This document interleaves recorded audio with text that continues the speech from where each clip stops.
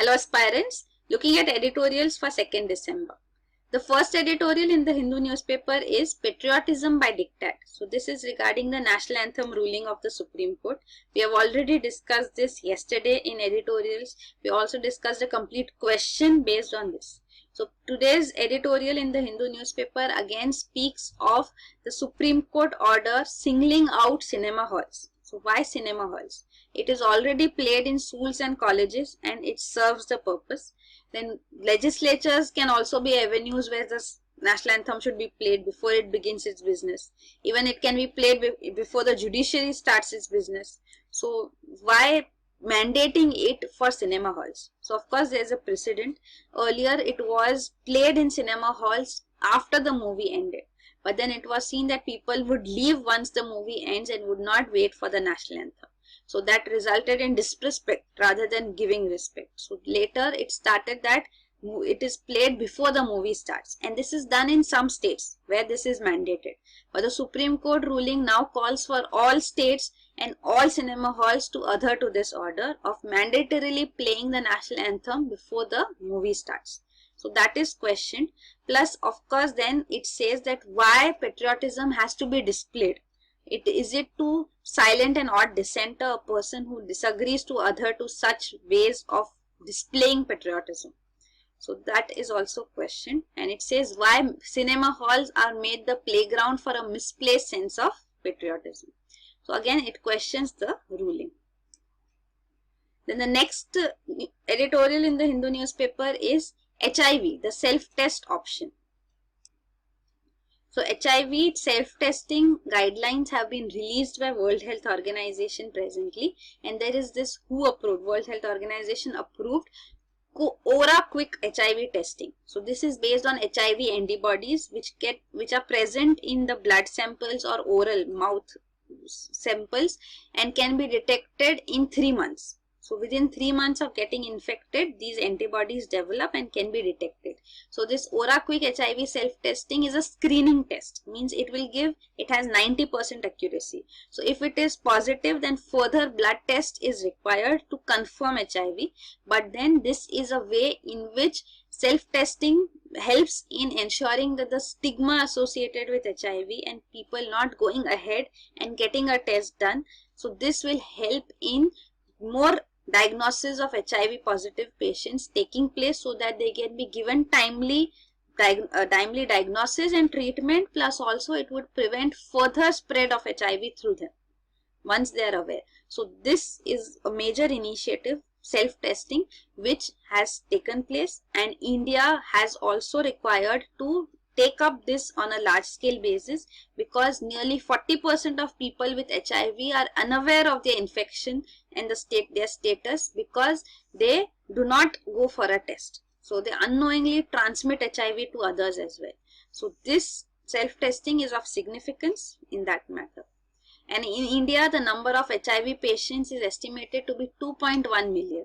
And of this, 1.5 million have been detected and tested at various testing centers in India, but then remaining still don't know the HIV status. So it is required that government takes up this community-based testing and self-testing methods, options on a large-scale basis so that it can benefit the country. So that is shown here. Then another one is about counseling too, that there are counselings required too, such as it is done on phone in USA to ensure privacy and anonymity, to ensure that HIV patients get the right treatment and assistance. Then the next editorial, these are 3 editorials from Indian Express now. So the first editorial from Indian Express is Bhojpuri in Delhi. So BJP recently appointed a Bhojpuri singer-actor Manoj Tiwari as its head in Delhi unit. So the editorial is talking about the changing demographic profile of Delhi NCR, National Capital Region, that it has accepted migrants from especially UP and Bihar, and they have changed the demographic profile gradually, and this has been acknowledged by political parties too presently. Even the Aam Aadmi Party, which is in power in Delhi, also had acknowledged this, and it swept the 2015 polls, having representatives from this Purvanchal community from UP and Bihar in its candidates in the elections. So this is the influx of migrants which take place in Delhi all over, giving it a cosmopolitan nature. And now Delhi, it says, has replaced Mumbai as the economic capital.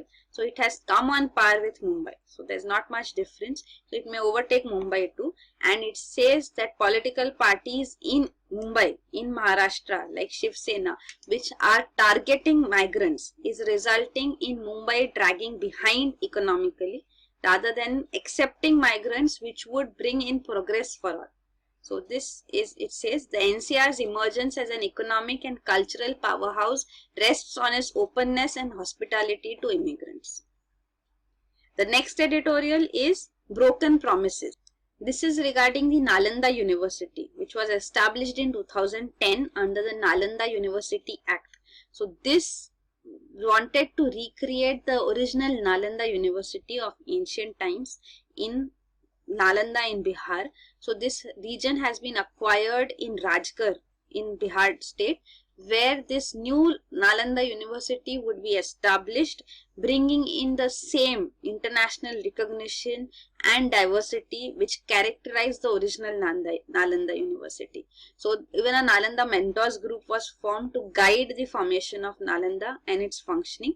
But then the first chancellor, Amartya Sen, resigned in 2015, citing government interference. And the second chancellor, Giorgio, he has also resigned presently, saying that the entire governing board of Nalanda University was dissolved by the center without taking him into consideration either.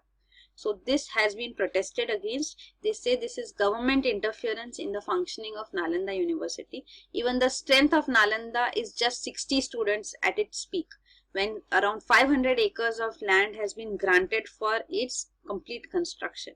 So functioning is not taking place as desired, is clearly visible. Center is not enthusiastic on ensuring and allowing autonomy to the functioning of the Nalanda University.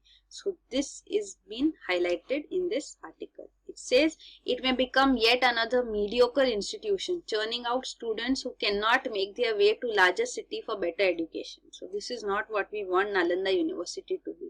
So Nalanda University must raise its standards of efficiency, and government must realize that academic and intellectual autonomy are not impediments, obstacles to its goal, but rather essential attributes to building institutions that can produce originality and innovation.